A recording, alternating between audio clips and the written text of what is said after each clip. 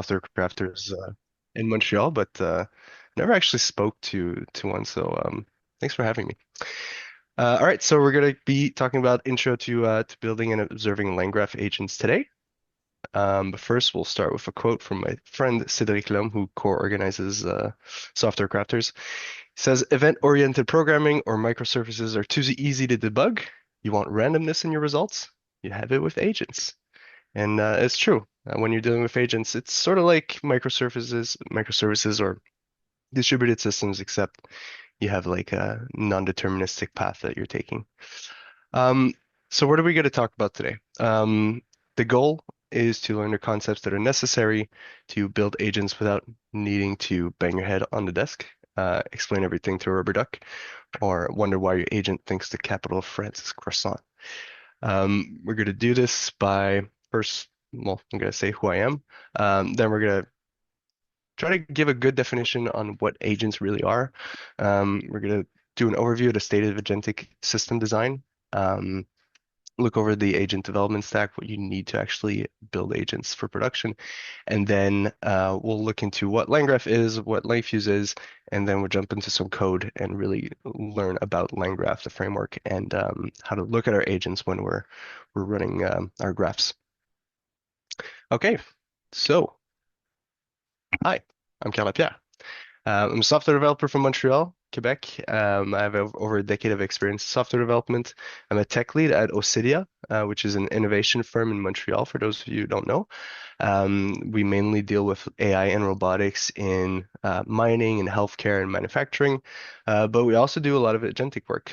So at Ocidia, this is basically what I specialize in. For the past 2 years, built around like 20 agents that are designed and built across like production, prototypes, research use cases. Um, Kind of hard to get it all the way to production. That's why I talk about prototypes and research use cases. But a couple of them have been deployed and have had some really positive ROIs, unlike that MIT report. All right, so a bit of street credentials for you. Just giving an example of a couple of agents that I worked on. These are the fun ones. There's some enterprisey ones that I can't really talk about because of NDAs.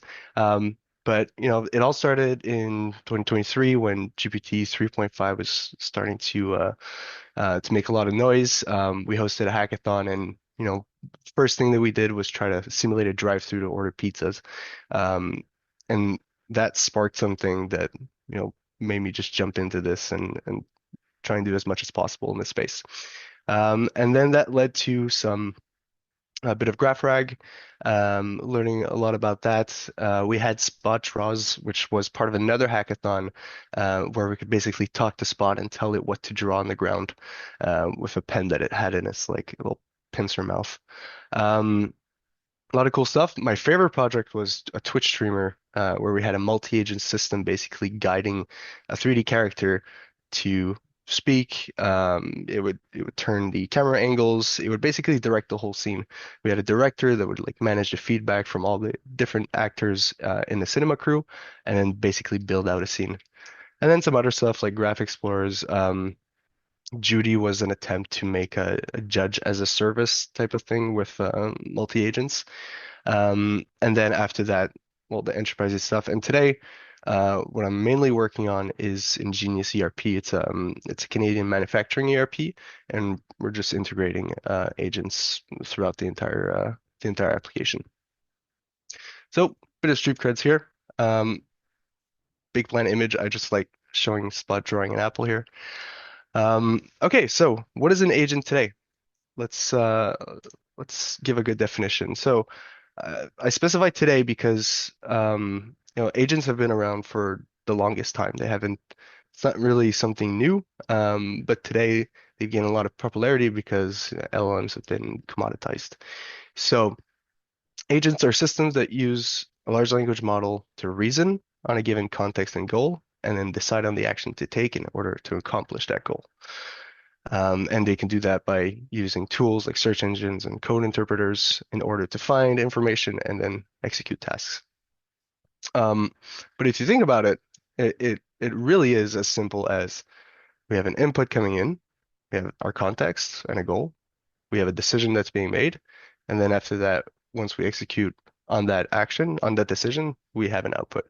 Um, and at this point, you can say that everything is an agent. Like a thermostat is an agent, if you think about it, because it has a goal of keeping the temperature at a certain, certain temperature. Input comes in, which is the current temperature, and then it adjusts, makes a decision based off the current temperature. So this is a rule-based agent. It's not really smart per se, but it is technically considered an agent. Um, when it gets really powerful today is because we have large language models that are basically generalists and they can do a lot of different things and chain a lot of decisions together. So one of the most powerful patterns out there is the React pattern, which stands for reason and act. Um, and this is what we're going to be doing in the demo, by the way. But the idea here is basically just to start with an input and then reason on what needs to be done at the moment to get to the next step. So very basic example here, assuming the LLM doesn't know what Google stock symbol is. If I were to ask the stock price, it would first need to find the symbol with a web search and then go through a stock API to get the price and then deliver that price. So very simple, but super powerful, and you can do a lot of things with this. Now, when we talk about agents, we're also going to be talking about workflows. So when we talk about workflows, we're talking about something that's predefined, it's linear, um, or a branching sequence of steps. And that's why graphs are really good at modeling workflows, and that's why LangGraph is such a powerful framework. Um, but what we need to know is that when we're dealing with workflows, everything is basically hard coded and it's a determined path. It's like being on Rails. Um, and we need this. We need this to prevent the fact that our agents are basically loose cannons and they can do whatever they want. So we need constraint. And when we're talking about agents, well, this is where the LLM is directing control flow. They decide what happens next. And we also need this because, or else we would be, falling back to our old ways of system design and just dealing with microservices. Um, so really, we need both. And you can think of an agentic system as like a spectrum. You don't have a system that isn't or is agentic. It can be very simple rule-based agent or workflow, and then it could go through like fully autonomous agentic system. But the idea that we have workflows and agents working together is good because we need constraints. We need to have these rails that are sort of guiding the path for our agent. Um, so yeah, as you add autonomy and decision making, you move along the spectrum toward a fully agentic system, and together they make up the agentic system. So let's talk about agentic system design and building agents. The first thing, obviously, in pretty much everything, when you're designing these systems, you're balancing trade-offs, you're balancing cost, performance, and latency. Every decision you make is made to balance these three. You can have a very complex and bulletproof agentic workflow, but in the end, if it's taking you an hour to run, you're not getting anywhere, especially if it's not as accurate as you thought it would be. Same thing for cost. Sorry. Okay, so let's talk about the state of agentic system design. I made this little diagram to basically create a summary of all the different categories that you can focus on when you're building agents. So there's three main subcategories. So one of them is model optimization. And you can really think of this as working on the brain of your agent. So what are you doing to make the inference better? First thing you could do is model selection, right? You choose the right model for the task at hand. It could be a reasoning model, a small SLM, or an LLM. The next thing you can do is model routing, which basically is routing based off of the input, right? You can decide that some inputs necessitate more reasoning than others. This is basically what GPT-5 does, right? It is like a glorified model router. Um, We could do model ensembles as well, which is also known as like model stacking, but basically running multiple models at once and then sampling the results to find the commonality between all the runs. And then the last thing that, the last category is fine tuning, something that we do a lot less, but if you need to have very specific results, especially when you're dealing with smaller models, then fine tuning is a good option for your model optimization. Context engineering, on the other hand, as the other category, I'll come back to because that's the most important one. Um, well, the second most important one is flow engineering. So, um, this is where we'll spend the most time on when we're dealing with LangGraph, and it's how you're going to bake in some planning into your workflows. How are you going to orchestrate the workflows? What patterns are you going to use to chain various steps together? How are you going to make your system adaptive, resilient? Are you going to be including humans in the loop? And how are you going to manage the life cycle and make sure you're not stuck in infinite loops? And then finally, the context engineering. And this, like I said, is the most important part. It's what you give to your agents. So it's all of the input that your agent takes in at a single step so that it answers the most accurately as possible or chooses the best tool.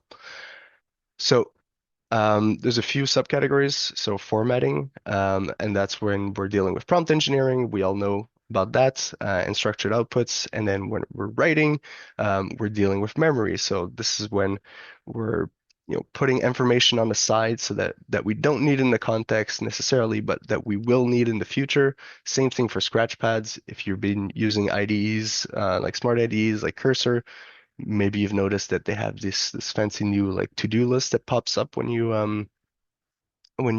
input a message or a task. That's the idea of a scratch pad, basically somewhere where you can check off a list and make sure that you're following a plan. Compaction, that's when you're removing from the context or compressing the context so that you can fit more into the context window. So you can do this with context pruning. Like for an example, if you have a certain like search tool that fails, you don't necessarily have to keep a record of everything that failed inside of your context window. You can prune those results. With context compression, this is something that Claude Code is doing. So they have this auto compact feature when they reach 95% of their context limit, the context window, and it auto summarizes the entire conversation and basically trims down all the fat. After that selection, and this is the most common use case in context engineering, but tool use and retrieval-augmented generation. Tool use is about the tools that you give to your agents to perform a task. And again, these tools can vary based off of the task at hand, so you might want to be selecting them instead of just dumping them all in.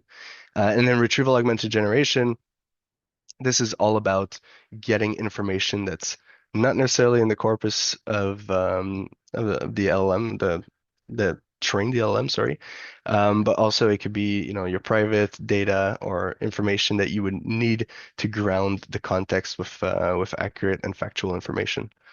And then isolation is all about making sure that the context is specific to the task at hand with guardrails, and then multi-agent systems. So having a clear separation of concerns for your agents. So this is basically summarizing all of the subcategories of agentic system design. Um, but then after that, we have the agent development stack. So what do we need to actually build successful agents? On one hand, we have tools for agent development, and on the other, we have categories for agent operations. So um, first off, orchestration. We'll have the choice of orchestration that we want. So we can have graph orchestrators or process-driven orchestrators. For process-driven, you can think of frameworks like Crew AI, and then message-driven orchestrators. So these ones are more like AutoGen, where you sort of have like an open chat for your agents. Integration and utilities. We'll be using LLM integrators, tool integrators, and prompt utilities. LangChain does quite a bit of all of that. And for interoperability, that's where your protocols come in. So the model context protocol is a very famous one. A2A, although it's not really a protocol, more of a like a communication standard. Um, and then we also have semantic conventions as well for things like open telemetry to send out trace logs and metrics. There's a Gen AI like semantic convention that's being developed right now to have like a standard over how telemetry is being sent for agents. So on the other hand, prompt management, we want something to version our prompts and to test different approaches when we're dealing with our agents, to do experiment tracking and A/B testing, and then playgrounds so that we can play around with our agents and try different things. After that, observability and monitoring, trace logs and metrics, that's a no-brainer. We also use it for cost tracking and collecting user feedback. Collecting user feedback is the number one thing that we usually aim for when we're deploying to production, making sure that there is this feedback loop and that we're able to at least get some insight on the usage of the system. And then evals. Evals automated evals with LM as a judge and then human in the loop. You have Sorry, a comment? Carl. Yeah. Yeah. Yeah, we have a question. Are playgrounds mainly for people developing the agent or end users? It's for the people developing the agent. It really is. So a lot of like intelligence providers, but we'll also see in LangFuse, they have this concept of a playground where you could basically like hook into your agent and test out different scenarios and see how it reasons with different prompts that you give it or different tools that you provide to it. It really is like a sandbox. I'm just going to cough 1 second. Okay. Okay. Did that answer the question? Do we have any other chats? That's the only one that I see right now. I'm keeping an eye on it. So, Okay, thank you. Okay, so what is LangGraph? LangGraph is a library from the LangChain team. They're the ones responsible for Langsmith as well, which is another observability tool. And we'll talk about why we're not using Langsmith after. But LangGraph allows you to define agent workflows as graphs, where nodes represent functions. It's very simple. And edges represent the control flow between them. Can you use a LangGraph without LangChain? You absolutely can. And it really is a low-level framework that's non-intrusive. You can model any type of workflow basically with LangGraph, but it's obviously built for um, agentic agentic applications.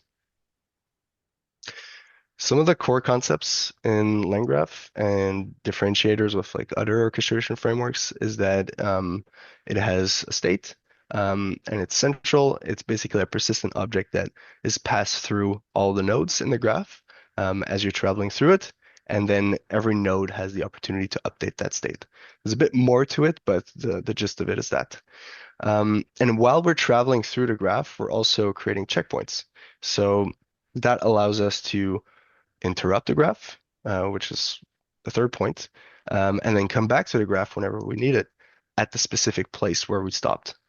It also allows us to time travel. So if we have a checkpoint at each node, we can go back and then fix whatever problem we may have encountered while we were testing or debugging. So why do we need LangGraph? Because technically you could just orchestrate your flows yourself, right? It's a series of functions. You can just hook them up together. We've done orchestration, we've done choreography. Like it's not something novel. Um, One of the key advantages of using a framework like LangGraph is all the built-in instrumentation. It pairs really well with other tools like Langsmith or LangFuse. And it emits telemetry that is formatted in a way that is very easy to observe. Carl, sorry, there's just a Yeah. question. I don't want you to get distracted by it, but I, I love No, language. it's good. What's that? Yeah, will you share a copy of the slides after this meeting? I think there's a lot of Yeah. text that people are finding good hmm doing. Yeah, definitely. There's a QR code at the end of the slide. You can just copy it, and the repository that I worked on has all the slides in them as well. So you have like a two places where you can get them. Yeah, so like I said earlier, LangGraph is also less intrusive than other orchestration frameworks and sits at a lower level of abstraction. So most frameworks that allow you to sort of orchestrate workflows, like there's like the OpenAI Agents SDK, which isn't really an orchestration framework, but it allows for handoffs to other agents, which is many type of orchestration. Um, they're very intrusive. They they force a framework on you, and you need to abide to it. But it's not the same with LangGraph. Recheck points. I saw this one. Does it mean that all nodes have to be idempotent and safe to replay? Yes. Yes, absolutely. And for interruptions as well. So that's a good point. When you're interrupting because you're collecting user input, so you're basically prompting a human for input. Um, when you're going back to the node, you're going back from the start of the node. So your nodes sort of need to be very comment dire? I have the word in French, unitaire. Um, But yeah, This is annoying because I'm bilingual. I know what you mean by unitaire, and yeah, I can't think of the direct English translation. Would yeah. atomic work? Yeah, atomic. Yes, Comic, yes, yes, that yes. is the Atomic. word. That's it. Thank you. But like, how do you do things if you have a agentic system that each node has to be immutable? How do you do immutable operations like take somebody's money? That seems very safe, very not safe to replay, right? Oh yeah. Oh yeah. That's why, well, I mean, for those type of things, it's basically outside of the agentic workflow. That Like makes you, sense. Thank you. yeah, it's I don't know how to explain it, but um Figure out what you need to do, endpoint, and then at the end you do the stuff that is already confirmed, right? exactly. But you can do it as part of the workflow though, which is technically a bad approach. Um Again, it's up to you. You can model it the way that you want. So if you really wanted to do it like in the best way, you would like only commit your transactions at the end. Thank you. So what is LangFuse?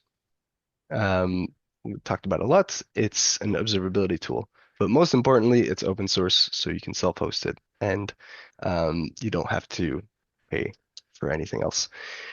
Um, that's the big differentiator with LangSmith. So LangSmith is LangChain's proprietary SaaS, and they have self-hosted deployments, but for enterprise licenses, and it gets complicated. Um, but yeah, the big thing here is we love LangFuse. This what we use the most at Ocidia, and it allows you to do a few things. So it allows you to trace complex chains and agentic systems to debug. You have model playgrounds, you have evals that you can do, and you can manage prompts and versions. So that'll come up next as well. All right, so we'll jump into LangFuse, look at the UI bit, go through it, and then after that we'll jump into some code and work through different levels of agents from very simple to not simple. All right. Sorry, I have a little cough today. Okay, so this is the LangFuse interface. Um, we have the home screen here, which gives you a good overview of what's going on with your system. You have organizational level access and then projects. So right now I have Ocidia and then a playground. Um, and then you can see how many traces you have in the past like 24 hours and basically see how much your model costs. So I've incurred 20 cents of fees by testing. Some of these models have run for a long time. If we go in the dashboard, we have customizable dashboards that we can create, but some of them have already come up pre-built. So this one is to review costs. I don't necessarily go into these dashboards normally, but I'm sure for like high volume, this is definitely something that you would be interested in. And there's some other like latency and others like usage. Um, Traces. So when we look into traces here, we basically see exactly what's going on throughout the graph execution. And we're not going to look at this example here, but we're going to go through the code, run an agent, and then look at exactly what's going on behind the scenes. But for each trace, we have a total cost, the expected amount of tokens, latency. Um, when it comes to total costs, one of the downsides of self-hosting is that you don't necessarily get model updates for pricing. So you do have to configure them manually if that's the case. But usually, I mean, usually the prices don't vary that much. And for the tokenizers, the tokens that are counted aren't necessarily a good representation of the model that you're using because every model has their own way of counting tokens. Um, so it could be slightly misleading here, but the idea is that it's a good approximation of the usage that you're incurring. For evals, we have human annotation and LLM as a judge. I haven't got too deep into this one. I'm mainly dealing with Azure AI Foundry for evals normally. But I know that you can create data sets, and these data sets are like human annotated data sets with um, questions and ground truths. And then when you run your evals, you can run it against your agent, get some results, and then either you have a human doing the validation or you have an LLM as a judge that will tag it with a bunch of different criterias. Users, that's self-explanatory. We have prompts here. You can manage prompts throughout the application, and you can tag them as well. So every prompt is versioned, and you can promote them for being deployed into production, and everything happens through this interface. So this is where it allows you to really experiment with different prompts. And then the playground, like I talked about, you can Well, integrate models directly. Yeah. I have a question about the versioning of the prompts, if we can Mhm. go back. Does it work something like GitHub, or is this your sole workspace, or do you share it with other people and then you need a way of modifying the prompts sort of same way that GitHub does, where it supports multiple people modifying the same text file, or No, no, it's nothing like GitHub. It really is just an interface where multiple people can collaborate on. There's okay. like whatever change I do, they'll see on their side. It's just a linear version history. Yeah, yeah, Okay. yeah, And exactly. but they are shared with other people too. That's right. Perfect. Thank you. Yeah. So, and you do have like user information on who changed the prompt and what they've done. Um, there's a bit more around this. I haven't gone like too far into prompt management, but like the basics I've used and it's quite helpful. All right, so this is LangFuse, and now we're just going to jump into some code real quick. I don't know if this is too big or not big enough, but let me know. And yeah, so I can see your text if that helps. okay, good.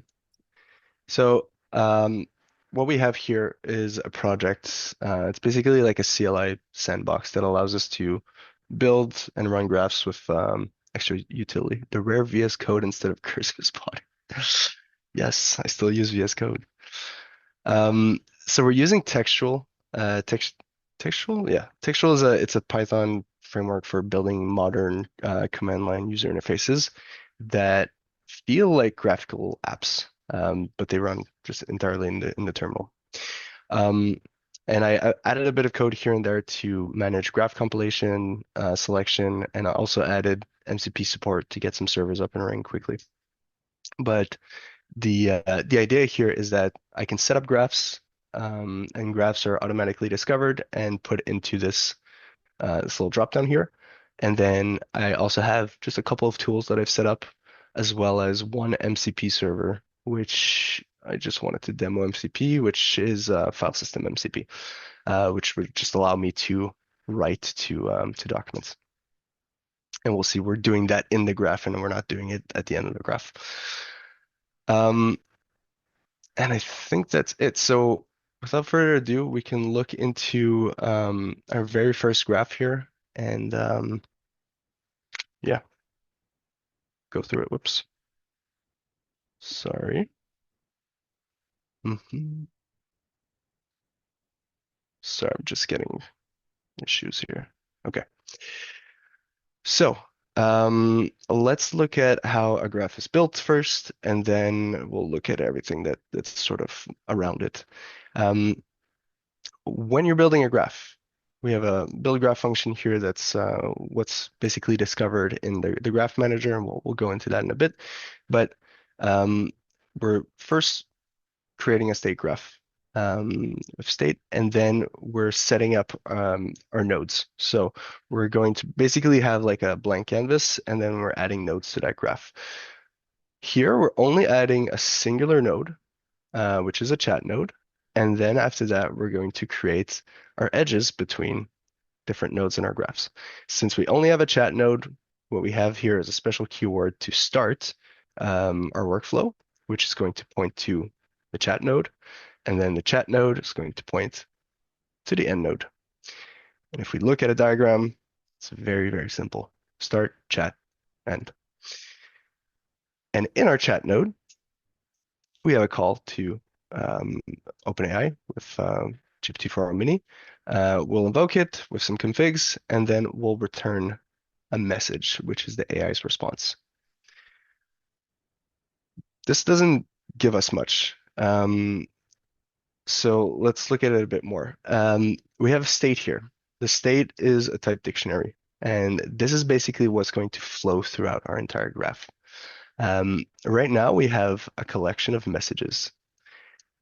In LangGraph, there's the idea of chat completion messages, and we have base messages, we have tool messages, we have system messages, and we have user messages.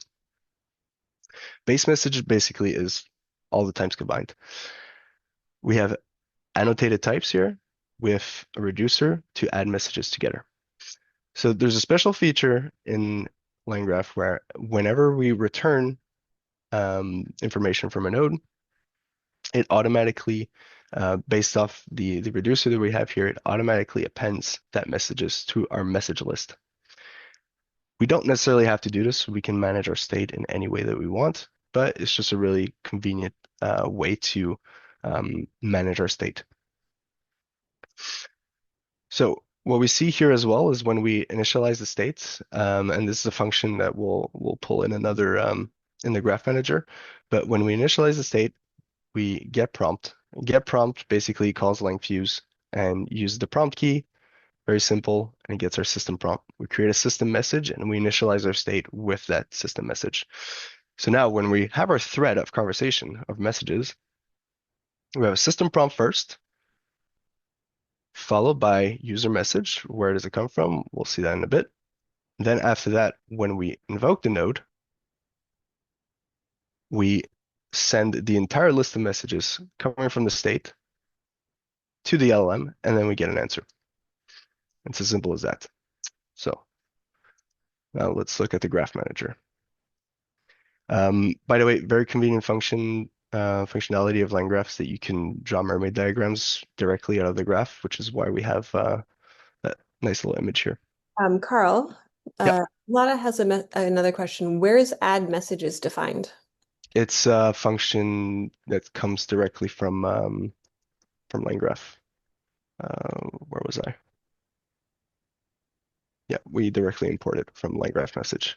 But you can also use operator add. This is basically the same thing. Yeah, and there's a few other reducers that are provided, like for merging as well. But this is the one that's like mainly used. So going back to the graph manager, we'll see how the graph gets compiled. So when we're launching the application and we're getting all the graphs that are in the graph directory, We're getting the build function, and then we're doing something very specific to LangGraph here. We have something called a memory saver, and the memory saver is a way to store and persist our checkpoints in memory for the lifetime of the process. There are other types of memory savers out there. There's that's provided by LangGraph. There's an SQLite memory saver. There's a Postgres memory saver, but you can do custom memory savers as well. Just a convenient way of getting your checkpoints, basically.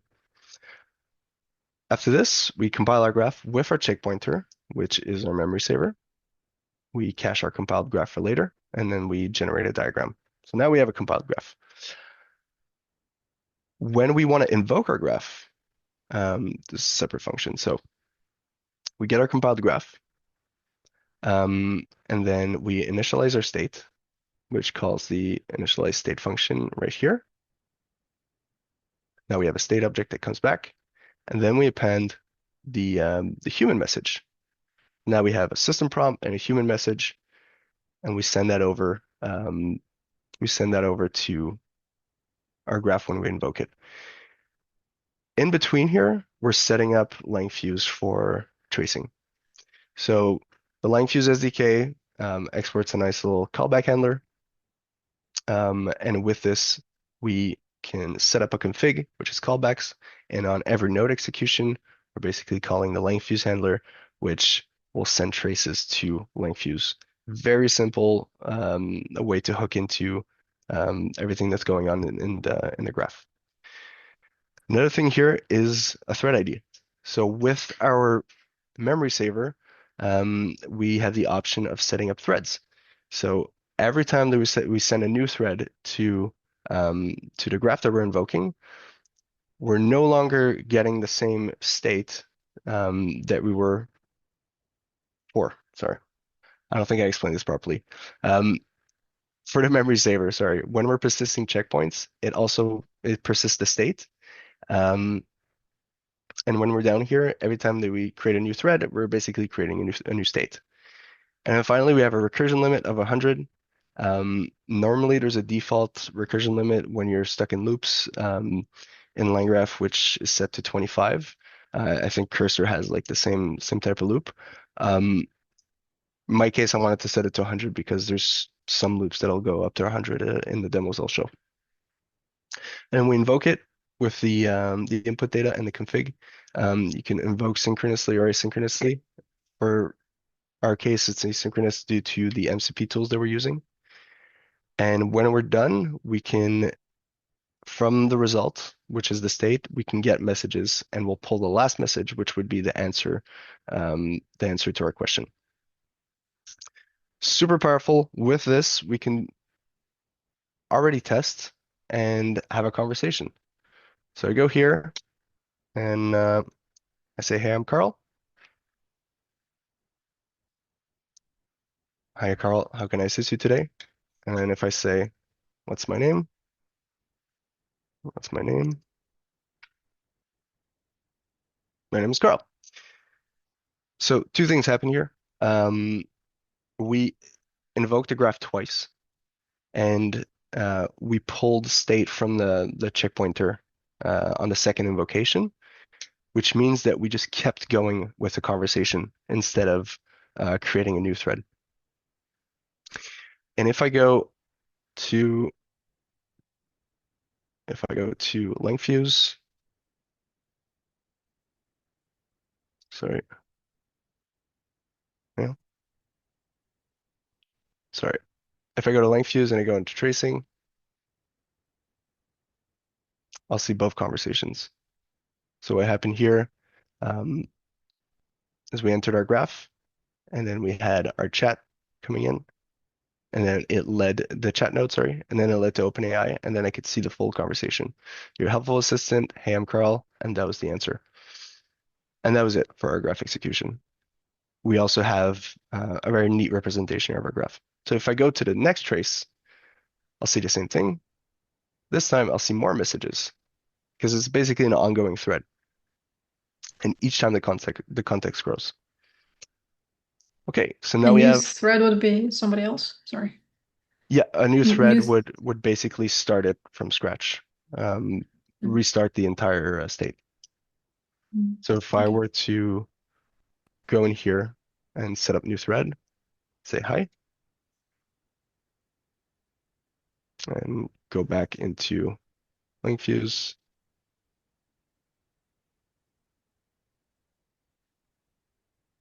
Here, we don't have any information on who Carl is because we started a new thread. So if I were to ask them, if I were to ask it, who is Carl, it would basically just not know. It's Carl. There we go. Yeah, okay. So it doesn't know. Okay, so that was very simple, and one thing I could just show real quick is that we can basically go in here, um, go into my prompt, which is the linear prompt, and let's say this was the original prompt. You're a helpful assistant, and this one is you're a helpful bro assistant. You'll answer like a bro, um, and I can promote this to production. Now, next time that I invoke my agents. Start with a new thread because we want a new system prompt. Um, hey, how's it going? Okay. It takes time to propagate sometimes. Just a couple of seconds.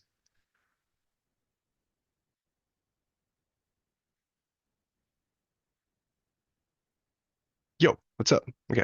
So he says yo because he's a bro. So that's basically how you would do your prompt management. Okay, next up, we'll start adding a bit more to it. Now we're just going to put some tool use. Um, let's close this off. Sorry, Carl, you have a few questions coming in right after that. Yeah. Um, so is there a means to check if something has propagated? I guess it's about that it was taking a few seconds to get through. I don't think so. No. I Yeah, it's just switching the tag over, so I don't think there's anything that allows us to have visibility on that. Unless, except for seeing that it exceeds, I guess. Yeah.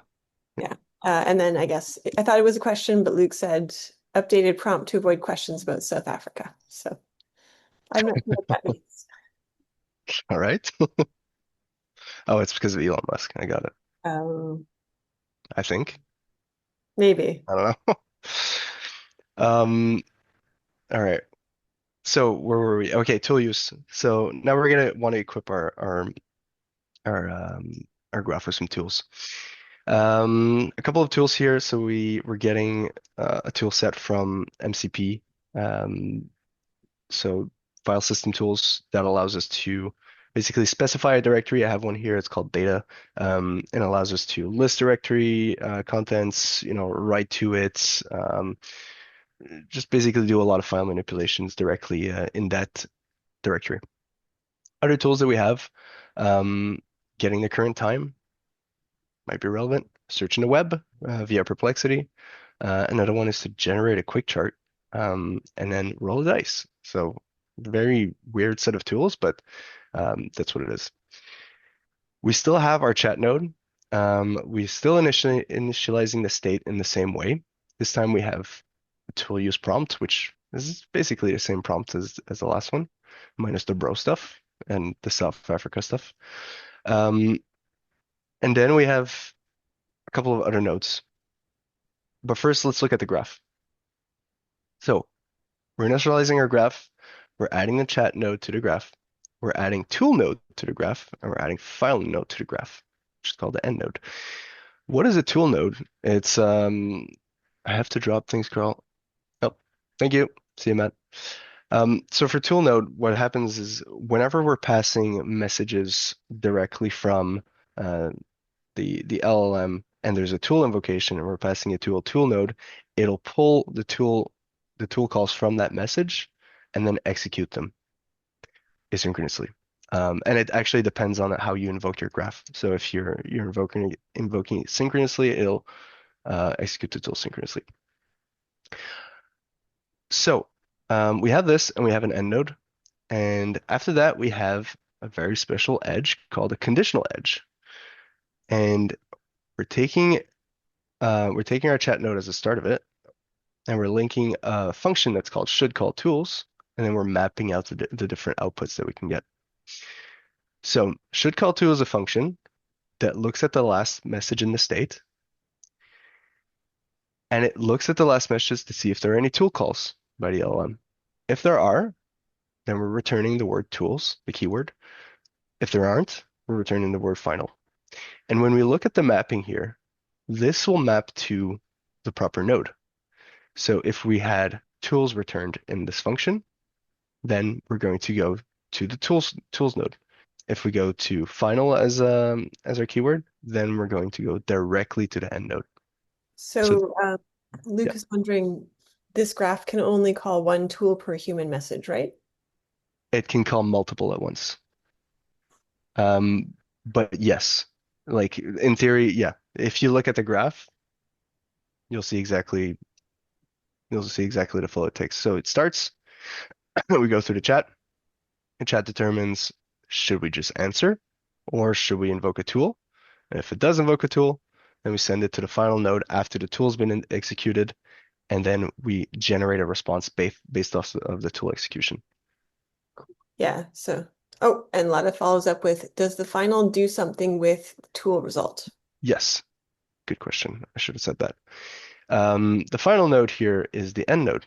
So when we mapped, sorry, yeah, it's a bit confusing the way I set it up, but when we set the final node, I set it to the end node, which is a function here that takes the message state, and appends this little neat message, which says provide a final response to the user. This could have been a prompt in LangFuse, but just a simple thing we can do is just add another message after the tool execution, just to prompt the LLM to do something out of the response. So that's our conditional edge. And if we wanted, we could do something else here. If we said, if we wanted to point the tools to the chat node, then we would create a cyclical loop. So after the tool execution, we could bring it back to the chat node, and then we can keep going until we solve the problem that we've been given. But we're not going to do that now because that's the basics of the React pattern, which we'll talk about next. So let's go back into our graph and look at tool use. Let's say roll a dice. Roll dice, and like we saw here, we have a tool called roll dice, so it actually did roll a dice. How can we actually make sure that it rolled a dice? Is it if I went to first graph and I said roll a six-sided dice, it told me to roll a four. So both of them rolled a dice, but if I were to look into my traces, I would see this if it loaded.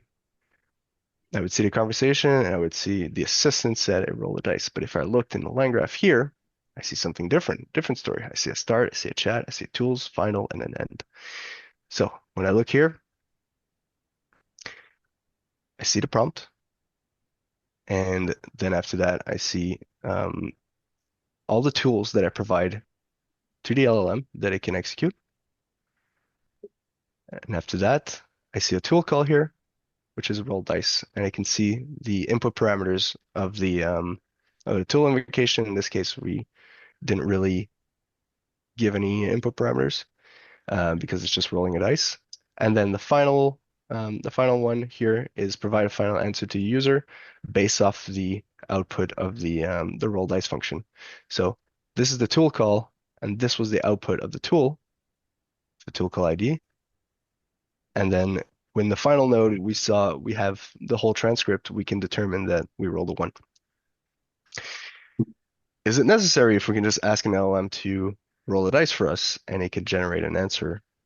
Yes, it is. Because what if you wanted to cheat, right? What if you wanted to give more weight to a specific number? And that's where you have deterministic workflows that you can bake into your agentic workflow. It's very important, and it's something that we see a lot in other agentic flows. And that's it for tool use. We'll move on to React, which is where things get interesting. Okay. Do we have any questions, by the way? No. Yeah, not right now. I'm All keeping an eye right. on it. Well, Okay, actually, perfect. I have a question. Sorry. Okay. Yeah. How do you have such a cool terminal that has workflow selector? What is that magic? That Can you was show me? it's textual. So it's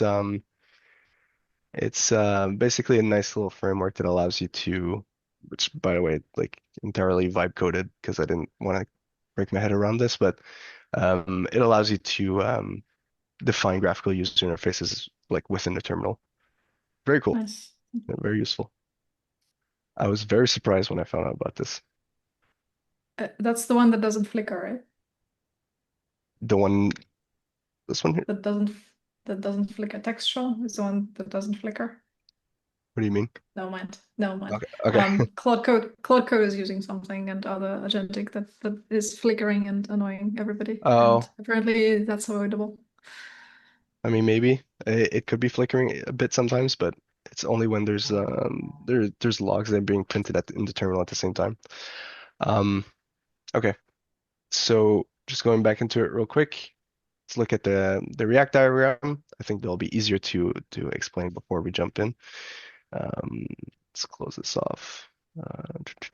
Just zoom out. Okay. Okay, so what we have here is we start and then we reason about the problem. So it's very, very basic way of saying like think about things before you actually do something. So you reason and after that we allow it to act. The act node chooses a tool or it chooses the answer. It can do one or the other.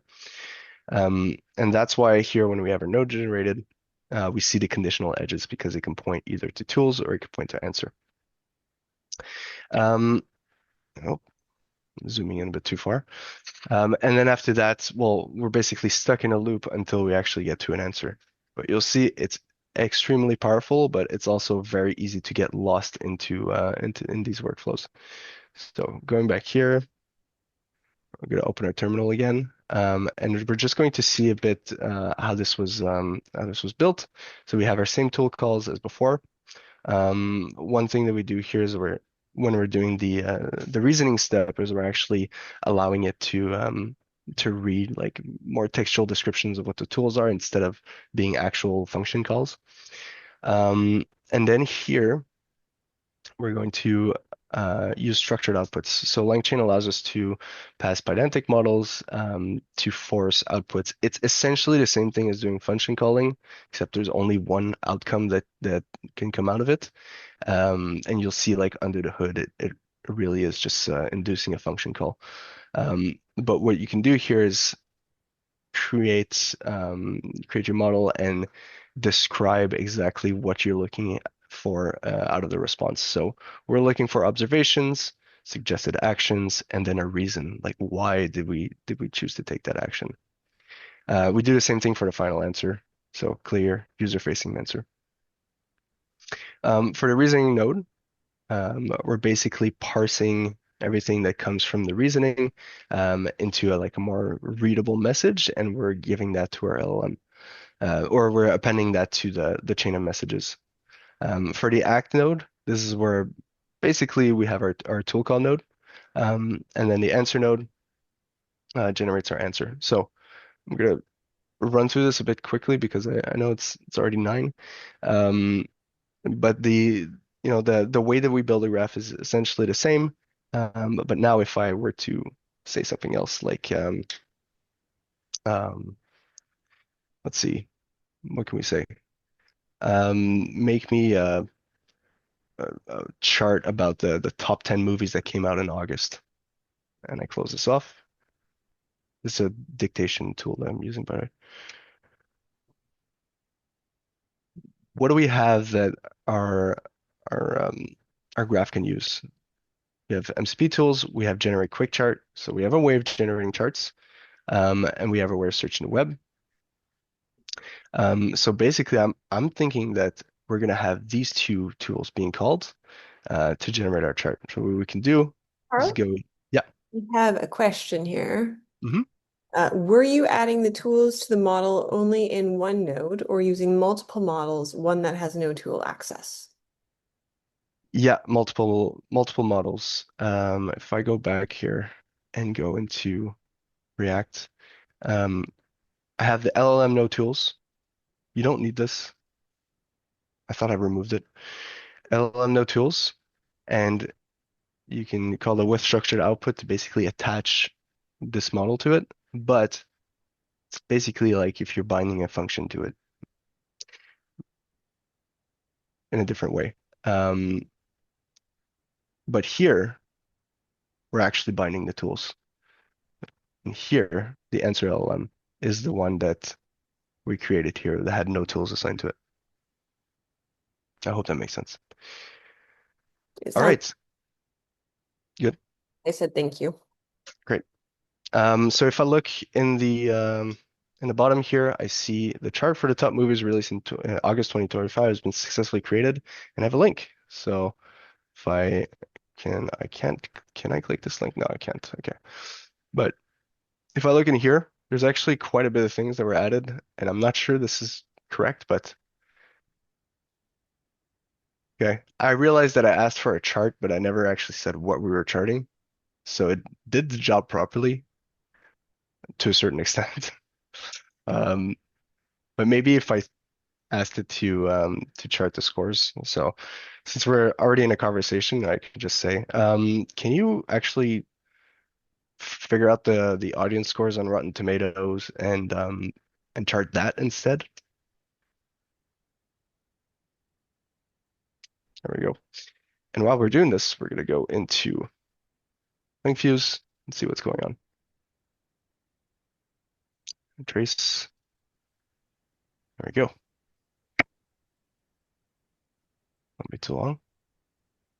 Okay, so obviously this execution hasn't completed yet, but we see the basics of it. So we start, we reason, we act, and we call the tools. Um, is this the right? Is this what I just asked? Make me a chart. Okay, no, sorry. I'll refresh this. Okay, that makes more sense. There is a bug I've noticed recently, which doesn't allow me to re-click the trace if it hasn't completed yet. Okay, so a big jumble here. There's a lot of reasoning and acting going on, a lot of back and forth. If I look here, I look at OpenAI and I see the initial reasoning, which is the request is to make a chart about 10 movies that came out in August, but I currently do not have access to a predefined list of movies. So it's starting to act. It's starting to figure out what to do next. It decides to look into Perplexity and says Rotten Tomato audience scores, top movies, August 2025. And it keeps going through until it gets an answer. So now it's more specific because it found some results, but it figured out that it didn't get the audience score, so it's looking for weapons, the Naked Gun, Toxic Avenger, Game of Thrones. And again, going through this entire list, and it's not done executing. It's probably done on our machine. Yes, okay. If I go here, I look at my chart. It's half-baked, but sort of did it.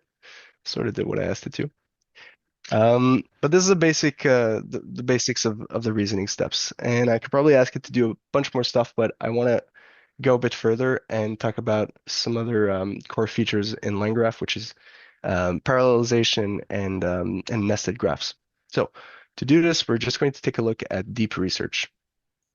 Deep research is a tool that's implemented by OpenAI. It's a tool that's implemented by a bunch of different intelligence providers, but the concept is always basically the same. It's you have an input coming in, and then you break down and you essentially fan out that input into multiple search terms, and you generate like sections of report. There's a lot more planning involved in doing this, but I've implemented a very like stupid one that just splits the work into 5 different workers or the amount of workers that I've set up here.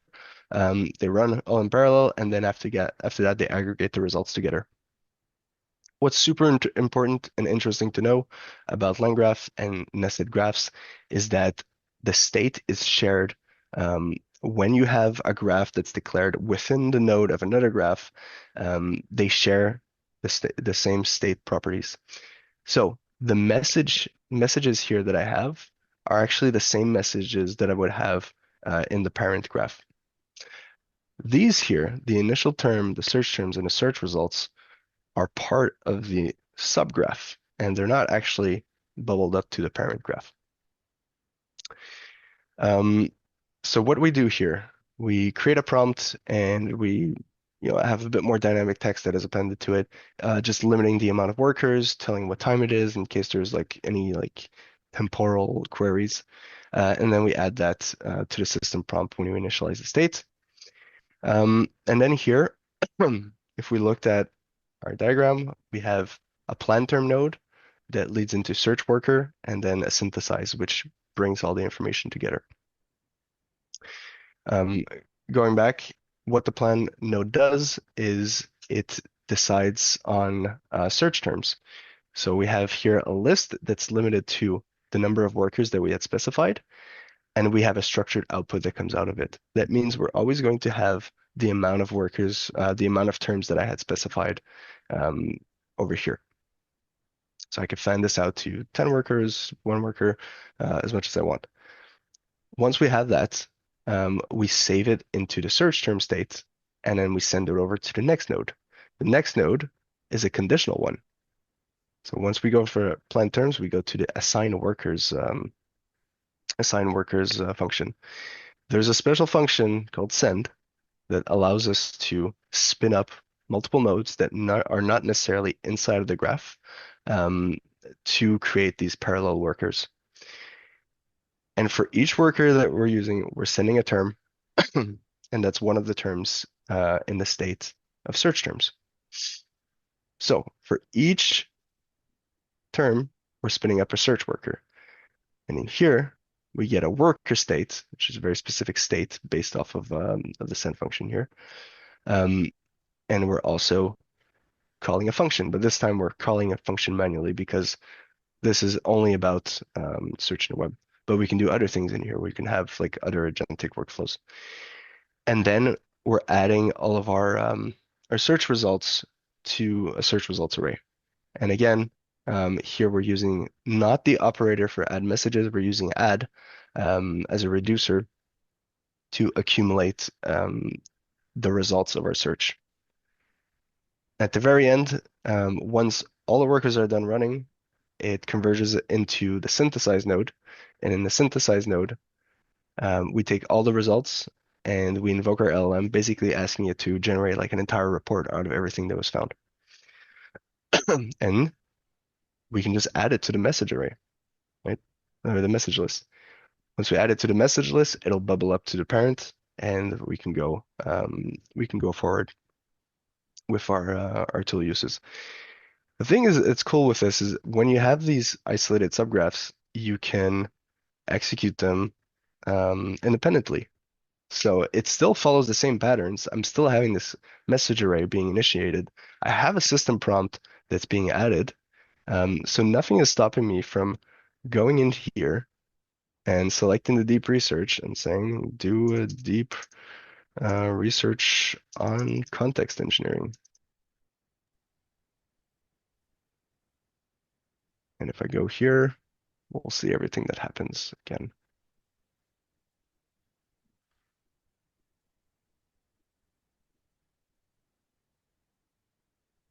Here we go.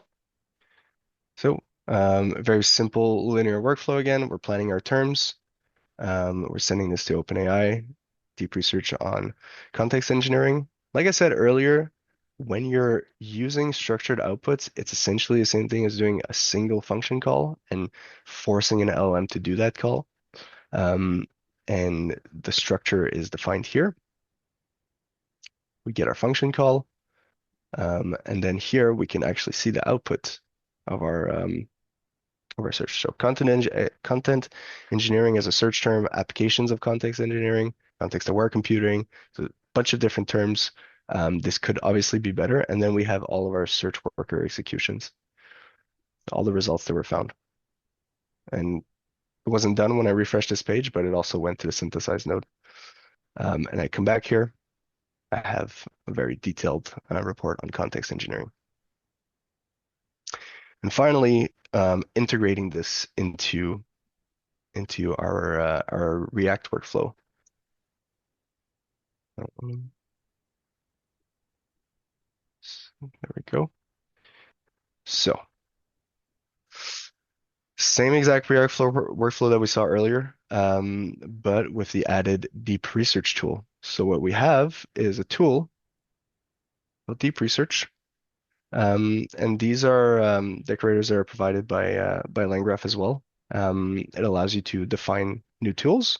In our case here, we have query, which is just a parameter that we want from whoever's using the tool, which is the topic to investigate.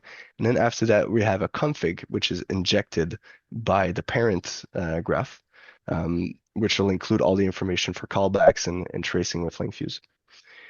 So we get the compiled graph, and we're essentially just initializing state and doing the same thing that we would normally do in the graph manager, but inside of a tool call. We're invoking the graph, and we're returning the state, the last message, sorry. And that's essentially it for subgraphs. Yeah, and now we have a very versatile tool that can do a lot of different things. If I could just do one last demo before heading off, just to show like the utilization of a bunch of different tools all together in a very like complex workflow. We're gonna use subgraph, and we're gonna say, let's see. So maybe keeping up with the movies thing here. So can you figure out the 10 most recent movies that came out on Rotten Tomatoes? It's important that we have 10. And then like maybe just individually check all the scores, the audience scores on Rotten Tomatoes, specifically like the like plot everything in a bar chart. I want to see a bar chart of all the scores. Can you create a slide deck with that chart and call it the movies of August, and maybe like a short description of every movie that's in the bar chart in each slide, and use template.md for slide templates as well.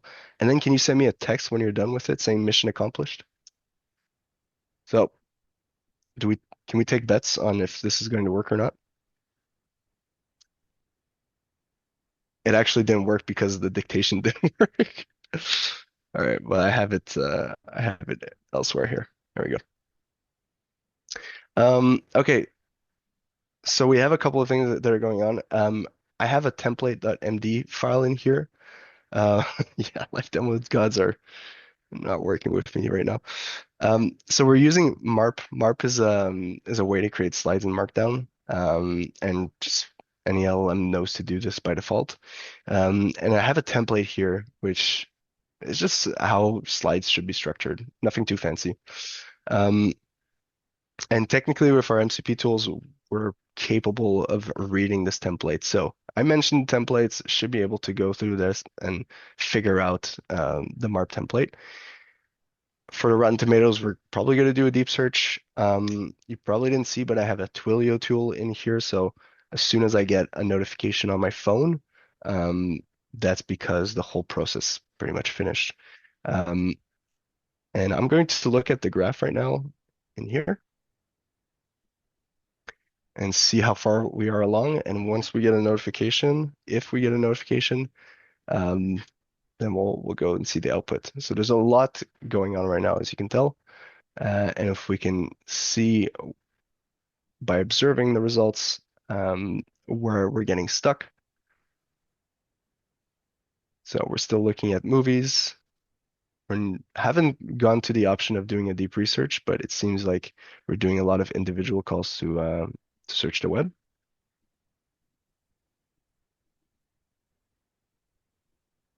And that's why I put the max iterations to 100. It would be nice to have a flame chart like view of for parallel models. What do you mean? I don't think I understand that comment. Okay, this is taking a really long time to run, and I feel like the demo gods aren't with us. Yeah, we'll give it another like 10 seconds. Like all the deep research submodels are shown one after the other instead of side by side, as in they're chained together.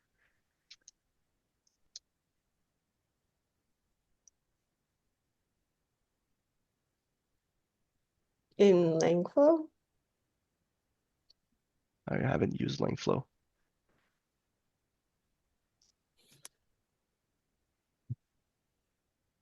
Okay. All right. We're gonna take one last look at where we're at, and if it's not working, I think we're gonna end it here. Um, but one thing that I haven't talked about it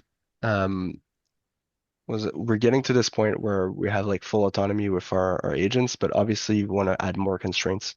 And the goal with LangGraph isn't just to like allow your graph to run forever like I'm doing right now, but to create like very deterministic paths that your agent can take while still allowing it to have some flexibility. Um, and the biggest part that I haven't touched on because I didn't have the time was planning.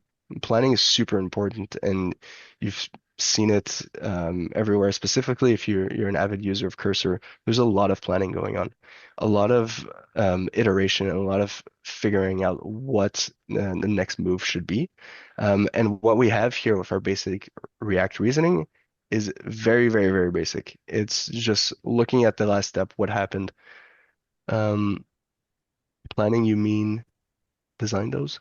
When you design, what I mean by planning is things like I don't know if you've used Taskmaster at all or something like this, but um, when you're, let's say, taking the example of Cursor or maybe Kiro, which is the AWS the new AWS IDE, they're doing like spec first development, right? So they're basically asking for a PRD first, and then after that, breaking down those tasks into like less complex tasks and creating a plan of how you should tackle a specific problem.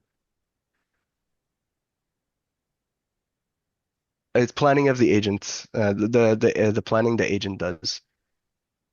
Yeah, what it needs to do inside. Exactly. What chain of events should it take? Is this not working? Wait, so how do you plan inside? Yeah, Is exactly. it So like there's multiple ways to do it. Oh my God. Sorry, I've actually never seen it go for so long.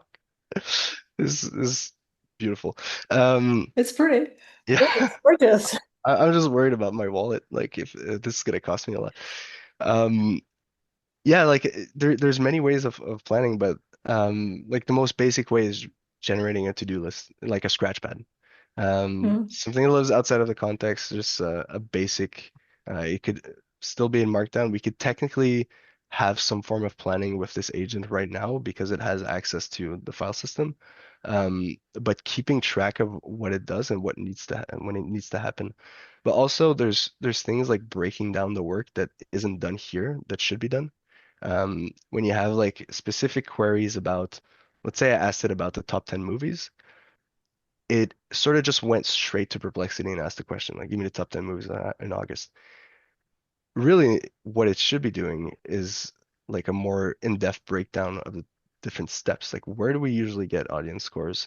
How to, like, what does it look like to gather that information? How, like, what's my best approach? And then plan that path there, as opposed to brute force, which is what's going on right now. Would you normally do like a node that's responsible for that and maybe a planning tool or something like that? Yeah, yeah, absolutely. And it's Mhm. very much dependent on what you're actually building. The planning becomes much more important if you have agents that are very loose and not restrained, like the ones that we have right here.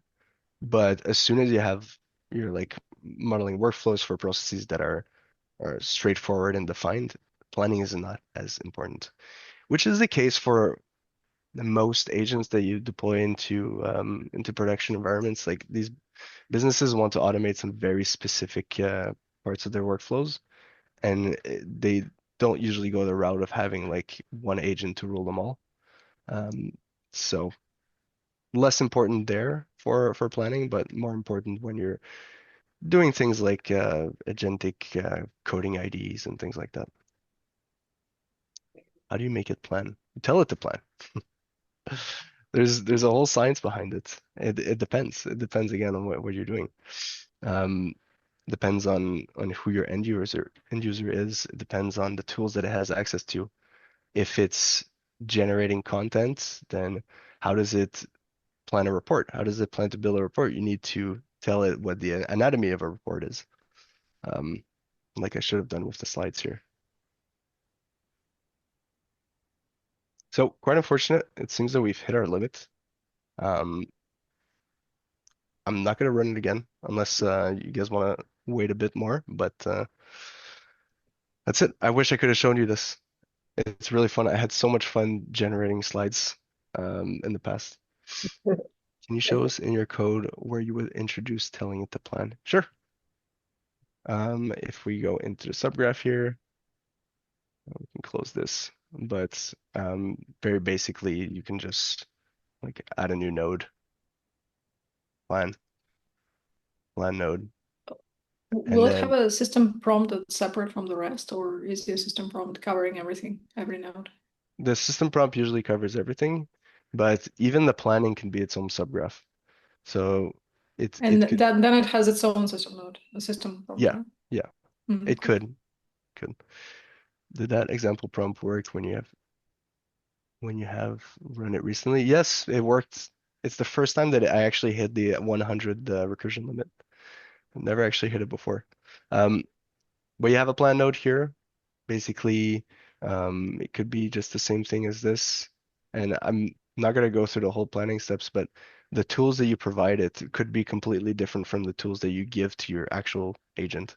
It could be more about, writing a document or producing like an artifact that we can follow.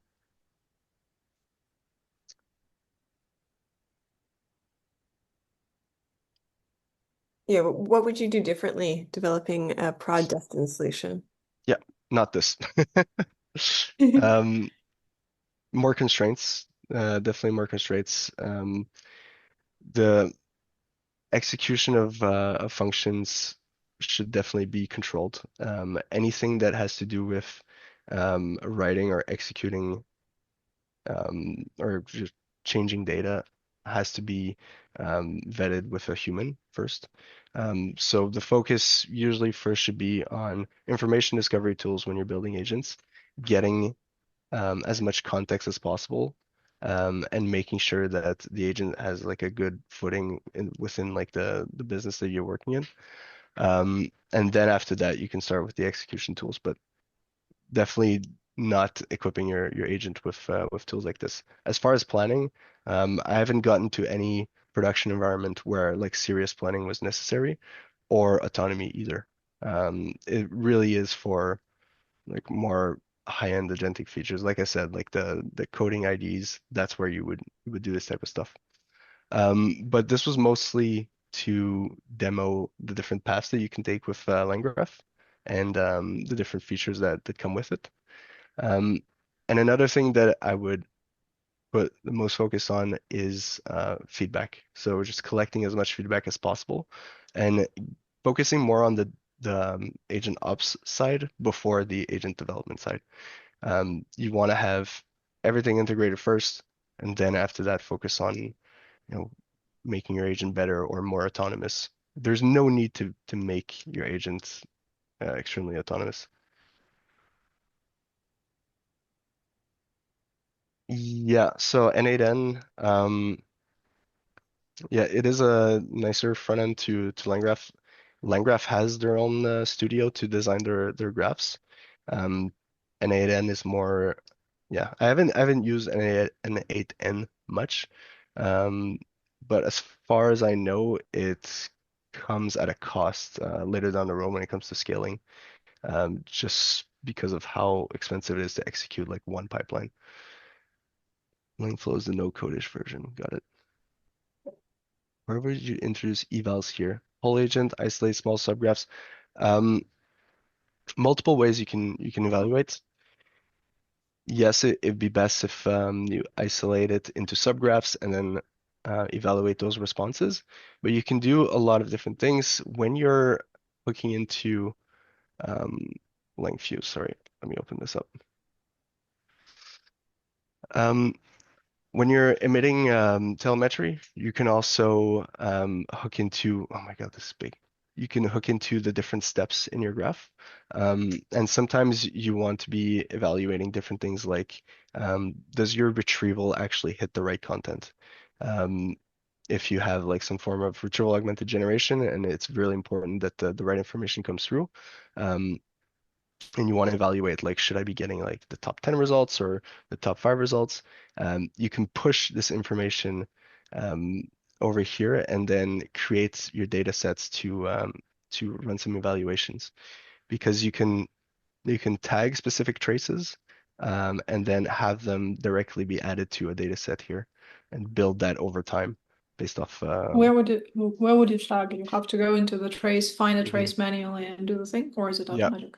yeah, you can tag it yourself. So you can Mhm. annotate, select. I don't have anything here, but you can basically like say it's a hallucination. Here you can Mhm. add a data set, select your data set, and then add to the data set. Is there a way to script that based on keywords or something? I don't think so. Mhm. No. Actually, there's probably a way to do it via the LangFuse SDK, but maybe Mhm. not through here. Um, just going back to that question. Yeah, so there's also other things that you can do, and it's evaluating the path that your agent takes given a specific goal that you've given. So if we have like this reasoning loop, and it turns out that it went straight to web search, and I would assume that it would go to deep research first, that would be like a bad path that it took. So you can define these best paths that your agent will take and then evaluate those. Um, do a lot less of this, but the most important eval is basically just the output that comes out of it, and making sure that it's coherent and it's grounded with the right results or the right information. Mhm. I'm surprised you don't have any deterministic evals at all. Like you only have human and you have LLM as a judge, but like Yeah, sometimes you can probably script some of the outputs.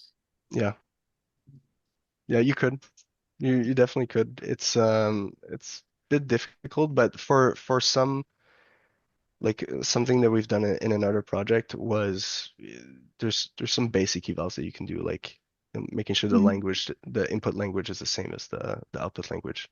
Like these types of eval, like they don't necessarily tell you much in the end. But there are like structured outputs that you can have, and that's very much easier to compare. Mhm. And that Yes. that is definitely like a good approach. But you can do this when you're creating your data set. You don't necessarily have to stop at um, unstructured data, right? It can be a Mhm. structured output if that's what you're expecting, and then you can compare easily with that. Mhm. Very specific question. How can we evaluate if production use involves private data that must not be visible to the engineering team? Think customer data, for example. Yeah. It is a very specific question, but it's a question I'm dealing with right now, actually. Um, Again, on the Azure side, we're using PI detection services and obfuscating everything before we treat any data, before anything is sent to an LLM, before anything is traced in LangFuse. There's no, and it again it depends on like whether or not you need that data, but for us, there's no need to have that data. It's only for like customer support. So um, if we strip out all that information, then we can play around with it the way that we want. Um, but yeah, it's just entity recognition and then changing the or redacting the information. I'm sure there's probably better ways to do this, maybe in LangFuse, but yeah, might as well just cut it off at the source. All right, and I forgot, but I have slides and code Oh, if you want amazing. to. Thank you. Yeah, I that's am about it. going to post the Calgary Software Crafters Discord and our Buy Me a Coffee in the chat again. Um, thank you so, so much for sharing your very, very deep knowledge with us, Carl. Thank Uh, you. Thank you for having me. it's been a huge privilege to hear you. Thanks. Appreciate it. Yeah. Hopefully I'll see you Time to around leave. tomorrow. Yep. See you soon. Can I ask you one question? I'm dying. Sorry, I should Yeah, have go asked for it. it earlier. Um, somebody I was talking to some folks and they were like, GraphRag is a trap. You shouldn't use GraphRag in production. And so on. What's your opinion? Oh, I totally agree. Cool, thank you. Yeah, well, yeah, I could talk a lot about like GraphRag, but it's expensive to index content. It's so expensive, and Because of re-indexing? yeah, yeah. Well, Mm. reindexing and just in general, you're extracting knowledge triplets, right? Whenever you're indexing new data and then navigating the graph. There are like nice ways to do it.